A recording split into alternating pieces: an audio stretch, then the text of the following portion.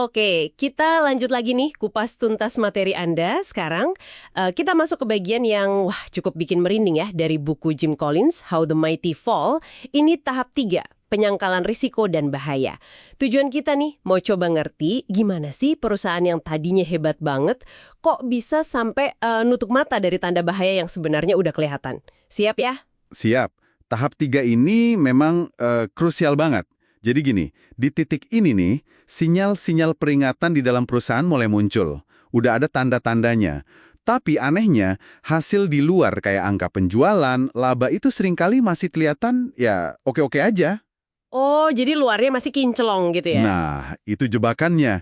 Akibatnya, pemimpin jadi cenderung ya underestimate data jelek, diremehin. Sebaliknya, data bagus di overestimate, dilebih-lebihkan. Dan kalau ada masalah, lebih gampang nyalahin faktor luar. Bukan introspeksi ya? Betul. Bukan lihat ke dalam. Diskusi yang sehat, yang pakai data, pakai fakta, itu mulai hilang. Ini kan kelanjutan logis ya dari tahap 1 soal kesombongan itu dan tahap 2 soal pengejaran yang serba ngawur. Nah, ini dia nih bagian yang menurut saya sangat menarik. Perusahaan di tahap 3 ini mulai nekat. Ambil resiko gede, tapi sambil, ya itu tadi, pura-pura nggak lihat konsekuensinya. Contoh yang paling sering disebut di materi Anda kan itu, Motorola. Proyek satelit Iridiumnya. Dulu kelihatannya keren banget idenya, ya kan? Tapi keputusan besar buat luncurin tahun 96 itu kan diambil. Padahal bukti nyata udah nunjukin pasar seluler lagi booming gila-gilaan. Dan itu jelas banget ngancam model bisnis Iridium. Kok bisa ya mereka senekat itu? Nah, justru itu intinya. Tahap 3. Keputusan Iridium itu contoh sempurna. Mereka itu pasang taruhan super besar, yang susah ditarik lagi. Collins kan pakai analogi Bill Gore tuh, soal bikin lubang di bawah garis air kapal. Sekali bolong, ya udah, susah ditambal. Fatal ya berarti? Fatal. Dan parahnya lagi, dasarnya apa? Data yang makin meragukan. Mereka menyangkal risiko yang ada di depan mata. Bener-bener denial. Beda banget ini sama pendekatannya Texas Instruments, TI, soal teknologi di SP mereka. Di sumber Anda kan dijelasin tuh, TI itu melakukan validasi bertahap, uji coba terus-menerus. 15 tahun loh. Lama juga ya 15 tahun? Iya, sebelum berani pasang taruhan besar. Mereka pastikan dulu, airnya aman lah istilahnya. Nggak kayak Iridium yang langsung nyemplung. Oke. Jadi ini bukan cuma soal salah ambil keputusan ya, tapi lebih ke gak mau lihat kalau itu keputusan salah. Ini yang kemudian jadi semacam budaya penyangkalan gitu ya. Kayak gimana tuh bentuknya di perusahaan sehari-hari? Betul sekali. Nggak mau lihat. Dan tandanya bisa macam-macam. Misalnya nih, margin keuntungan turun. Atau rasio penting lainnya memburuk. Tapi malah dijelasin pakai alasan-alasan kreatif. Kreatif dalam tanda kutip ya. Iya, atau malah diabaikan aja, dianggap angin lalu. Terus, dinamika tim pemimpin juga berubah. Debat sengit yang sehat, yang tujuannya cari solusi terbaik, itu malah berkurang, atau bahkan hilang.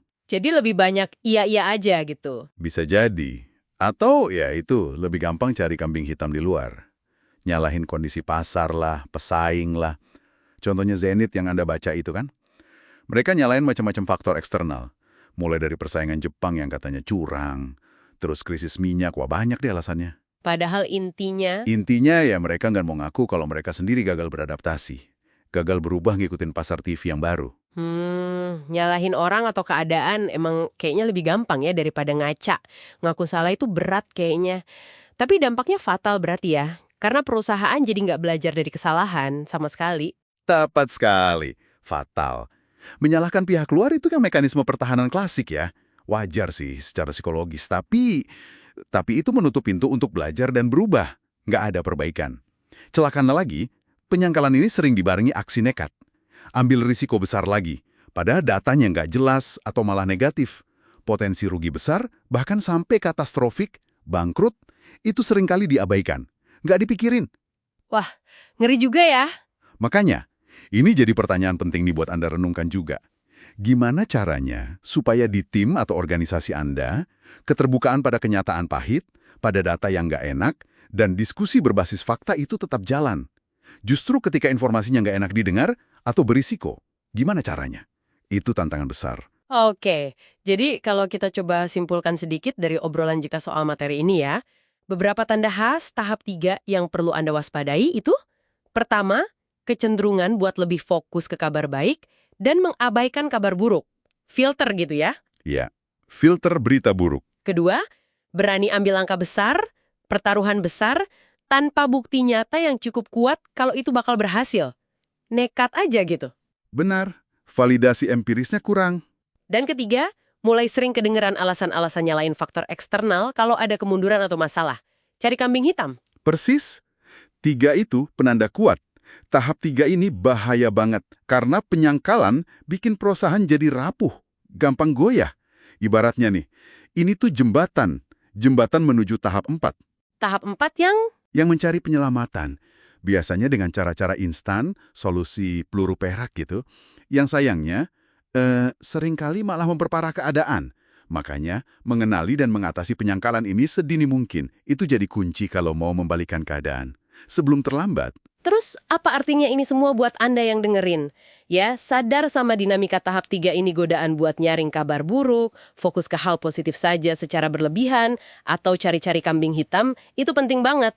Ini nggak cuma berlaku buat perusahaan raksasa kayak yang dibahas di buku Collins ya, tapi bisa jadi relevan juga di proyek Anda, di tim Anda, atau di organisasi manapun yang Anda terlibat di dalamnya sekarang. Bisa terjadi di skala kecil juga. Bener. Skala apapun bisa kena. Nah, sebagai penutup, mungkin coba pikirkan ini. Mengingat betapa gampangnya sikap terlalu optimis atau keengganan menghadapi berita jelek itu menyusup ke dalam kelompok atau organisasi. Langkah konkret apa sih yang bisa Anda, secara pribadi, atau tim Anda lakukan untuk memastikan obrolan yang jujur, yang berdasarkan fakta itu tetap ada, terutama justru di saat-saat sulit, atau ketika berhadapan dengan data yang, ya itu tadi, nggak mengenakan. Gimana cara menjaga realisme itu tetap hidup? Itu pertanyaan buat direnungkan.